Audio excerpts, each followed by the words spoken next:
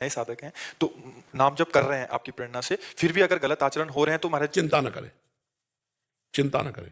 ये बहुत बड़ा डिपार्टमेंट है माया का। चाहे लाख कसम खा लो पूर्वाभ्यास गिराएगा, लेकिन तभी हम कहते हैं 1000 बार गिरो तो भी घुटने टेक कर बैठे मत रहो, तुरंत खड़े हो और फिर चलो और सोचो कि मेरे से त्रुटि कहां हुई, जहां मैं गिरा वो मेरे से गलती क्या हुई। तो आपको गलती समझ में आ जाए तो उस गलती को छोड़ो, आगे बढ़ो, अंतिम श्वास तक भगवत प्राप्ति हो जाएगी।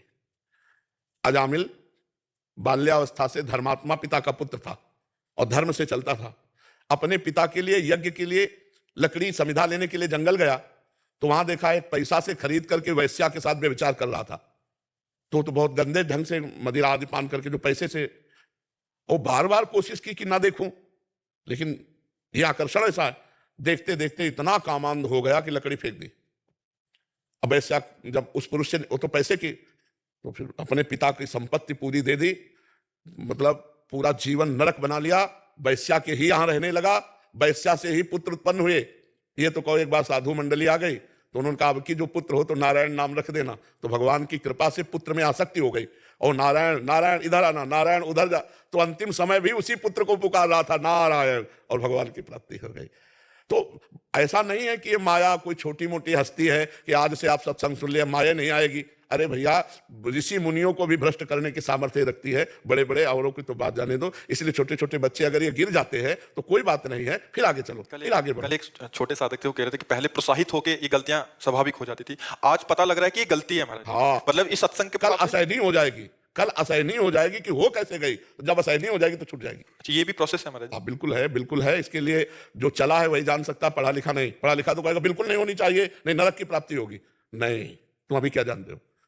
अखाड़े में पहले दिन ही धोबिया पछाड़ नहीं मारता, 10 बार धोबिया पछाड़ खाता है, तब धोबिया पछाड़ सीखता है कि ऐसे धोबिया पछाड़ लगता है। पहले ही दिन पहलवान नहीं बन जाता, सालों पहले पहलवानों की ठोकर खाता है तब पहलवान बनता है।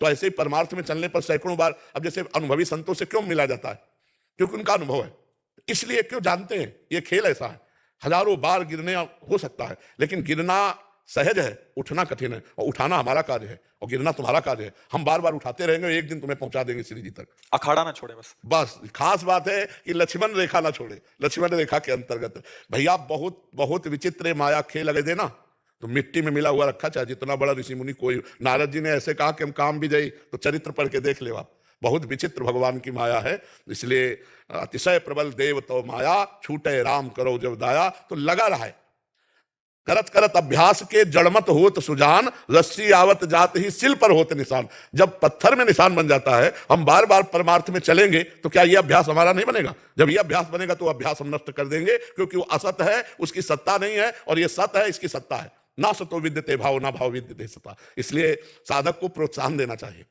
एक को खिलाफ रहना चाहिए, एक को खिलाफ रहना चाहिए। मतलब जैसे पूरा डिपार्टमेंट है तो तुम लोगों को चाहिए कि प्रोत्साहन दो, और हमें चाहिए कि खिलाफ रहे। अब वो डर रहा है, अब गलती हो गई, अब अरे बड़े कृपालु है, हम लोग प्रार्थना करेंगे पर नियम लो कि आगे से गलती नहीं होगी।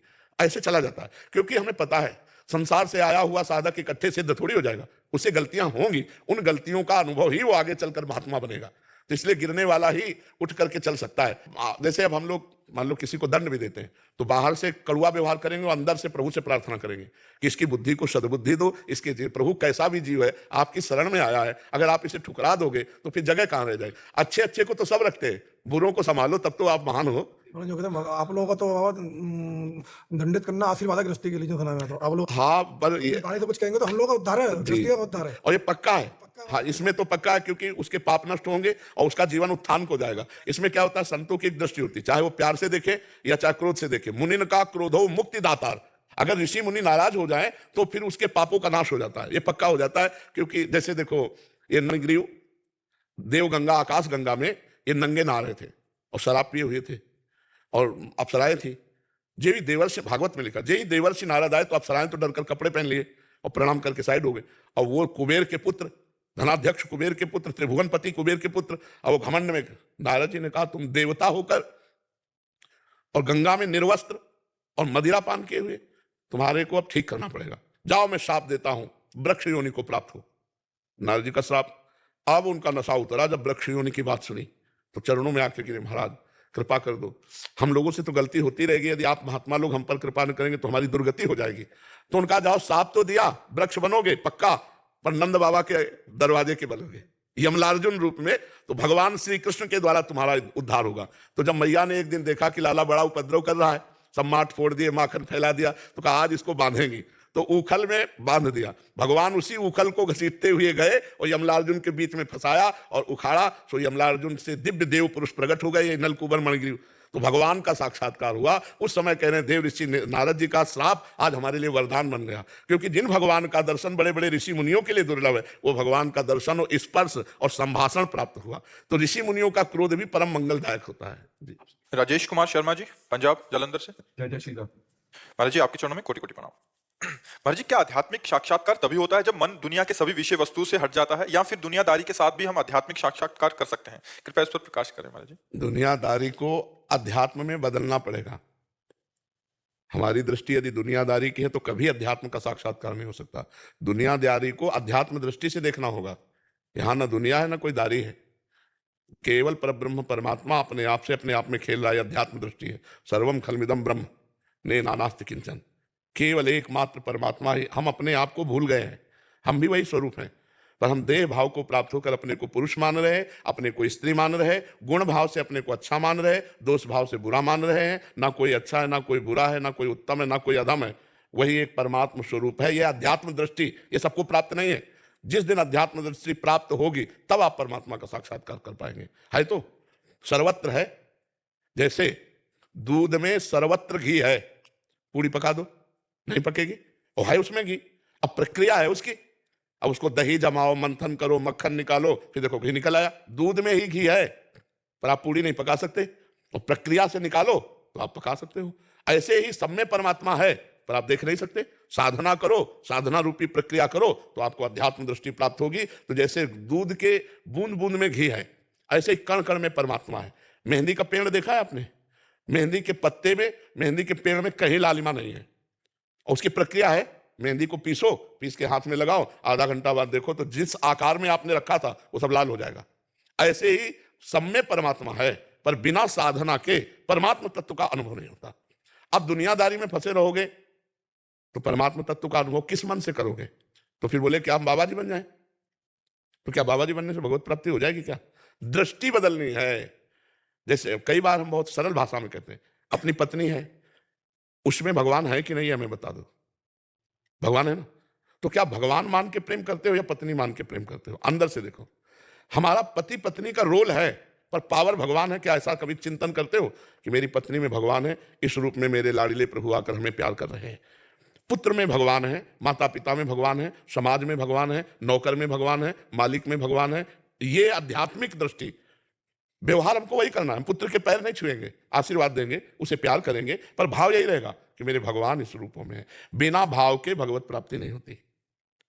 भाव का भूखा हूं मैं, और भाव ही एक सार है, और भाव से मुझको भजे तो भाव से बेड़ा पार है। भाव बिन सुनी पुकारे मैं कभी सुनता नहीं, भाव पूरित टेर ही करती मुझे लाचार है। भाव, सब में भगवत भाव, कितना आनंद में जीवन हो जाए। सोचो, हम अपनी पत्नी को भगवान के समान प्यार करें, हम अपने पुत्र को भगवान के समान प्यार करें, हम अपने माता पिता को भगवान के समान, और जिससे मिले सबसे भगवत भाव, कहीं लड़ाई नहीं, कहीं झगड़ा नहीं, कहीं मलिनता नहीं, अभी आनंद आ जाए।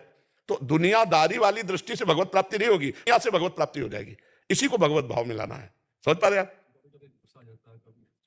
तो अभी कोई सिद्ध थोड़ी हो गए हो, नहीं, सिद्ध पुरुष में कुछ नहीं होता। तो नाम जप करो और सब में भगवत भाव करके सेवा करो। बेईमानी मत करो, पराई स्त्री से बेविचार मत करो, मांस मछली मत खाओ, शराब मत पियो। अभी आप देवत्व में आने लगोगे, अभी आप अनुभव करोगे। और ये थोड़ी बारी जो कमियां है, गुस्सा, देखो एक गुस्सा का नाटक किया जाता है और एक गुस्सा आती है। गुस्सा नहीं आना चाहिए, गुस्सा का नाटक करना चाहिए। जैसे मान लो पुत्र है, अब वो पढ़ाई नहीं कर रहा, वो दंडता कर रहा है, तो हमें गुस्सा का नाटक करना है और उसको डांटना है।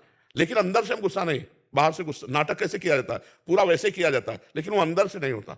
तो हमें चाहिए कि हमें जो रोल मिला है, हमारे पत्नी को हम कह रहे हैं भगवान के समय, लेकिन अगर कोई गलती हो जाती है तो हम उसको डांट भी सकते हैं, क्योंकि हमारा अधिकार है।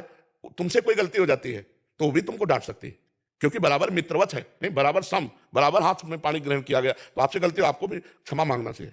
गलती हो गई तो प्रेम बना रहे। आज देखो हमारे आध्यात्मिक का प्रयोग नहीं है घर में, तो आप देखो कलह, अशांति, दुनिया का प्रपंच भर रहा है कि नहीं? एक दूसरे के प्रति, भाई भाई को मार रहा है, माता पिता का अपमान हो रहा है, पति पत्नी में विश्वास खो गया है। आज एक गृहस्थी नहीं रह गई, सब अपनी मनमानी रह गई। क्यों? अध्यात्म उठ गया बीच से। भगवत भाव उठ गया तो देख लो कैसा नीरस परिवार हो गया। इतनी जगह के लिए भाई भाई को मारे डाल रहा है। इतना पुत्र स्वार्थी हो गया कि जब माता पिता बूढ़े हो गए तो उनकी सेवा करना बंद कर दिया, उनको घर से निकाल दिया या अनाथ आश्रय भेजा। जब तू पैदा हुआ था तो अनाथ आश्रय भेजा थे तेरे माता पिता, अपनी गोद में शौच आया, इतना बड़ा किया, अब उनकी सेवा का अवसर आया तो अनाथ आश्रम में भेज रहे हो। ये क्या हो गया? भाव बिगड़ गया। भाव बिगड़ गया तो सब बिगड़ गया। तो इसलिए दुनियादारी के भाव से तो परमात्मा प्राप्ति नहीं होगी, लेकिन इसी संसार में परमात्मा भाव करके हम भगवत प्राप्ति कर सकते हैं। और जो क्रोध आना है वो धीरे धीरे अंदर विकार मत लाओ, बाहर आप क्रोध का नाटक करो, कोई फर्क नहीं। मान लो नौकर है, पुत्र है, या किसी से काम, कोई अधिकारी पद है तो आप गुस्सा दिखा सकते हो, लेकिन अंदर से द्वेष मत करो, अंदर से घृणा मत करो, अंदर से उसका अहित मत चाहो, तो वो गुस्सा भी पूजा हो जाएगी। समझ पा रहे हैं आप?